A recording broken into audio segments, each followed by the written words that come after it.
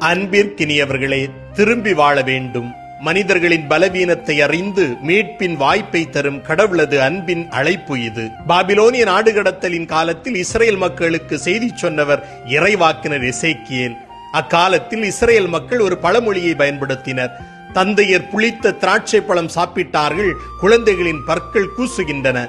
அதாவது, முந்தைய தலைமுறையினரின் பாவங்களால் இப்போதைய தலைமுறை தண்டிக்கப்படுகிறது என்று புலம்பினர். கடவுள் இதை மறுத்து ஒவ்வொரு தனிநபரும் தன் சொந்த செயல்களுக்கு பொறுப்பு, அவர்கள் திரும்பி வாழ வேண்டும் என்பதே தன் விருப்பம் என்று தெளிவுபடுத்துகிறார். உயிரின் பாதையில் கால்கள் தடுமாறி விழுந்து சேற்றில் புரண்டு இருள் கண்களை மூடும் போது ஒரு மெல்லிய குரல் திரும்பு என அழைக்கிறது.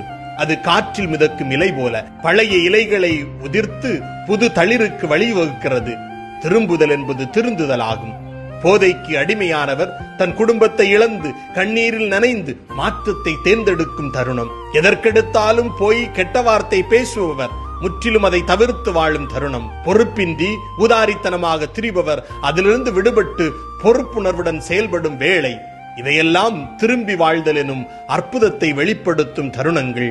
இன்று நாம் எதிலிருந்து திரும்பி திருந்தி வாழப் போகிறோம்? ஜெபிப்போம். ஆண்டவரே, எங்கள் தவறுகளிலிருந்து திருந்தி வாழ அருள்தாரும். ஆமீன்.